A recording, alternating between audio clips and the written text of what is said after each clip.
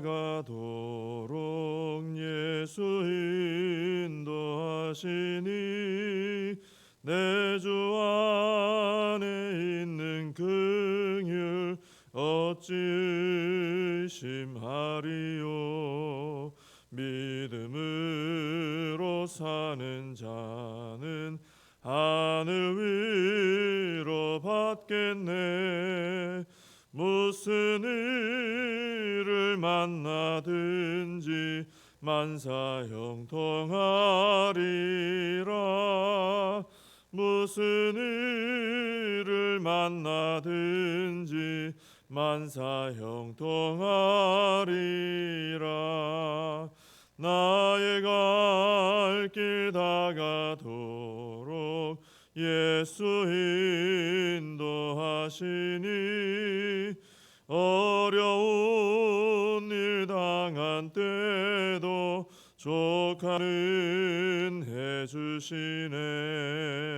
나는 심히 고단하고 영혼 매우 가라나 나의 앞에 반석에서 샘물 나게 하시네.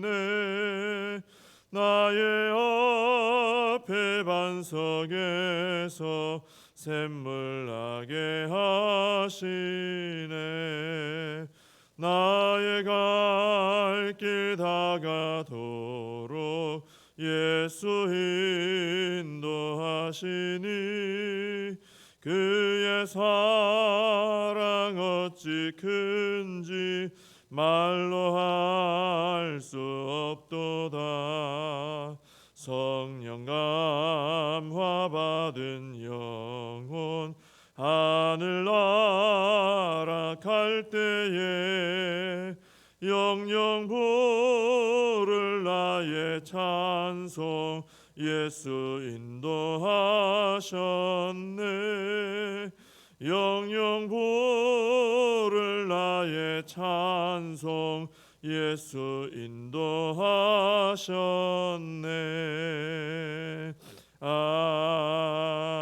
아멘.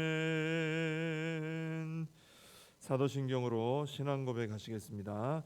전능하사 천지를 만드신 하나님 아버지를 내가 믿사오며 그 외아들 우리 주 예수 그리스도를 믿사오니 이는 성령으로 잉태하사 동정녀 마리아에게 나시고 본디오 빌라도에게 고난을 받으사 십자가에 못 박혀 죽으시고 장사한 지 사흘 만에 죽은 자 가운데서 다시 살아나시며 하늘에 오르사 전능하신 하나님 우편에 앉아 계시다가 저리로서 산 자와 죽은 자를 심판하러 오시리라.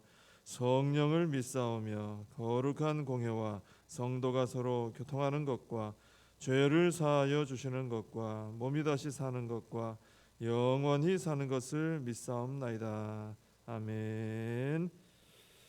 시편 119편 105절부터 112절까지 말씀을 보겠습니다. 시편 119편 105절부터 112절까지 말씀 봉독해 드리겠습니다.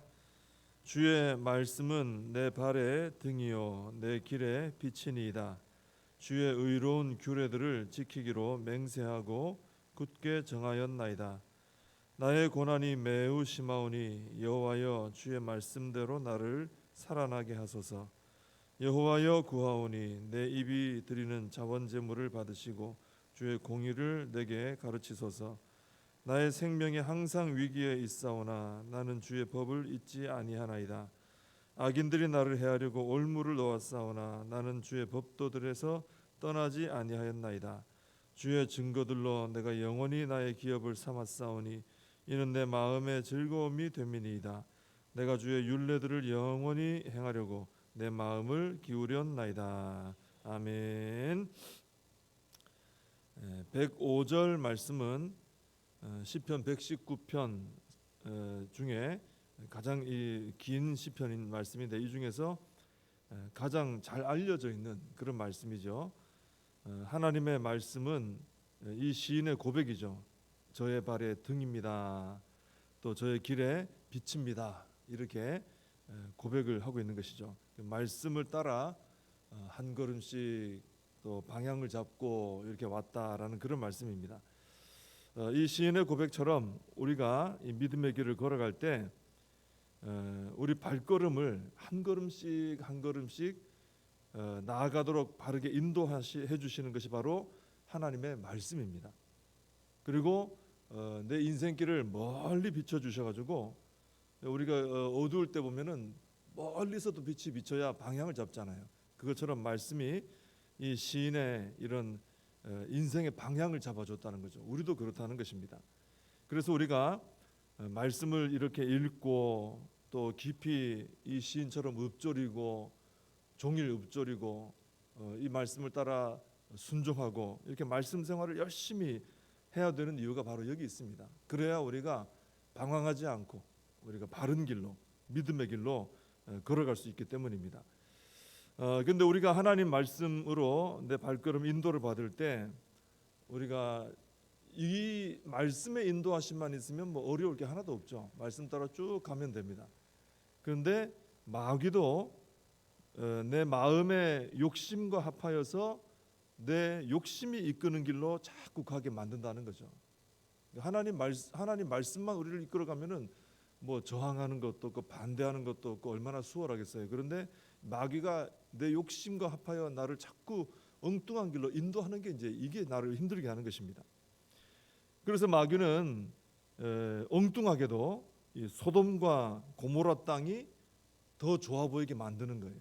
그래서 그 길로 자꾸 가게 만듭니다. 그래서 결국 그 길은 망하는 길이었죠. 근데 반면에 더 좋지 않은 곳이다 하고 남아 있었던 나중에 선택했던 아브라함은 오히려 하나님께서 주시는 더 놀라운 땅으로 이제 또한 땅을 차지하게 되었던 것을 우리가 기억하고 있습니다. 우리가 참 똑똑한 것 같지만은 마귀가 우리 안에 있는 욕심 있잖아요. 이 욕심을 건드리면서 우리를 공격을 하기 시작하면은 바로 앞에 일도 잘 못 봐가지고 엉뚱한 방향으로 우리가 발걸음을 옮기게 되고요. 또 방향도 엉뚱하게 잡고는 하나님이 인도하시는 방향으로 가지 못하는 이런 실수를 하게 되는 것입니다. 그래서 우리는 더 겸손한 마음을 가지고 말씀을 보면서 이제 기도하면서 말씀을 통해 하나님께서 어느 쪽으로 내 발걸음 옮기길 원하시는가, 이건 바로 앞에 어떤 결단해야 될 일이겠죠. 한 걸음 한 걸음 옮기는 거. 또 어떤 방향으로 가야 될 것인가, 우리가 말씀을 통해 인도를 받아 나가야 된다라는 것입니다.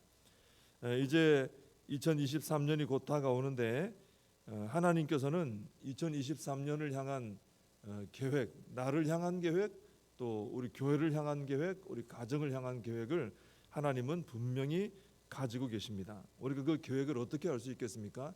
기도하면서 하나님의 말씀을 붙들고 묵상할 때 하나님께서 어떤 방향으로 또 어떤 발걸음을 향해 어디를 향해서 발걸음 내드릴 것인가 하나님께서 인도해 주시는 것을 우리가 경험하게 된다는 것이죠. 그래서 2023년을 준비하실 때 말씀을 붙들고 읽고 묵상하시면서 준비하신다면은 우리가 바른 방향으로 바른 쪽으로 우리 발걸음을 옮기게 될 줄로 믿습니다.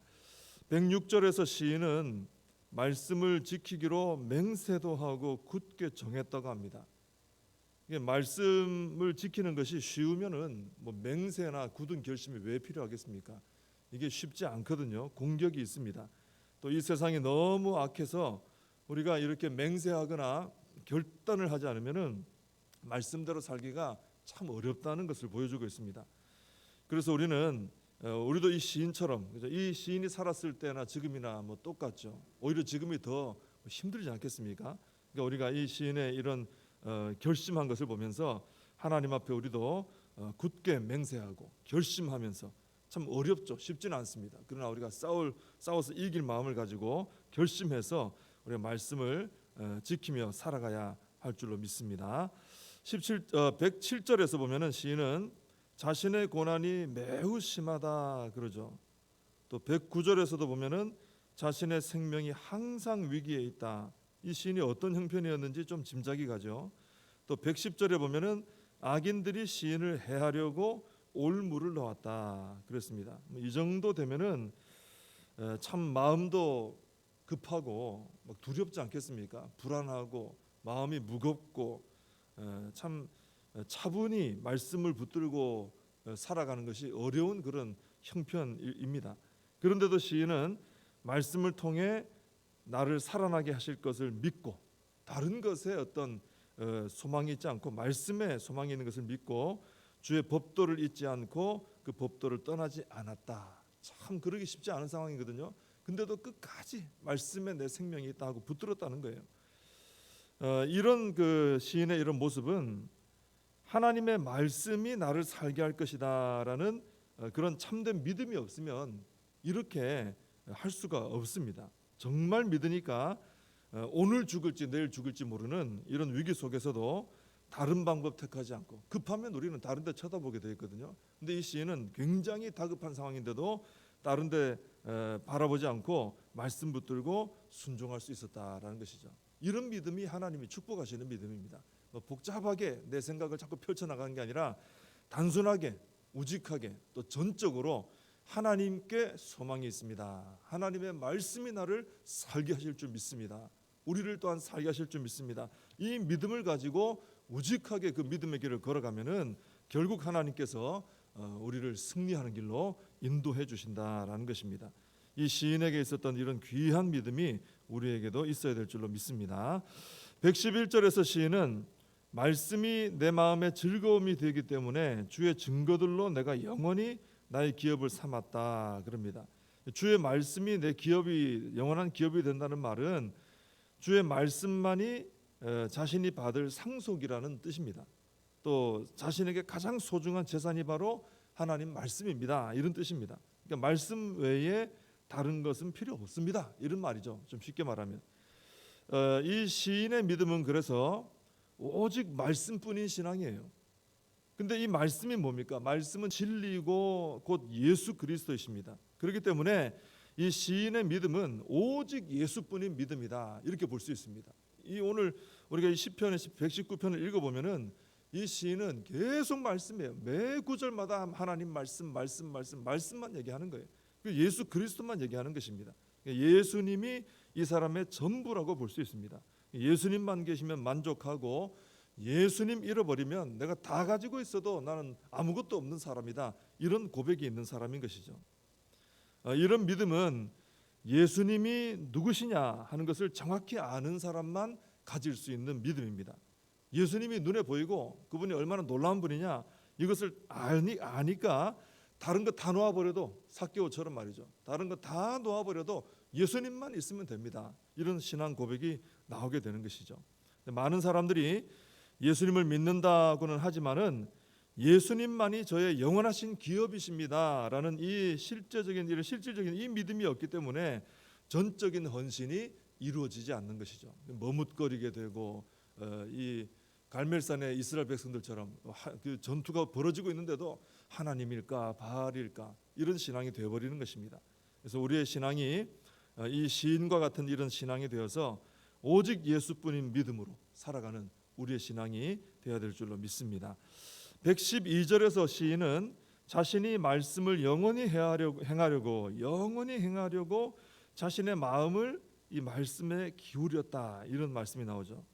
마음을 기울였다라는 것은 마음이 끌린다라는 것입니다. 자꾸 말씀에 끌려가는 거예요. 마음이 자꾸 말씀이 끌려요. 말씀에. 찬송가 150장 갈보리산 위에 그 찬송가를 보면은 2절에 이런 가사가 나옵니다. 멸시 천대받은 주의 십자가에 나의 마음이 끌리도다. 이런 말씀이 나와요. 이렇게 가사가 나옵니다. 그러니까 주님의 십자가를 보면은 분명히 그 아름다운 모습이 아니에요.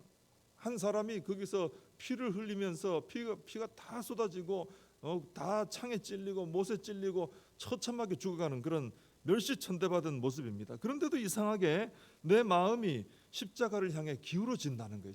자꾸 십자가만 생각하게 된다는 것입니다.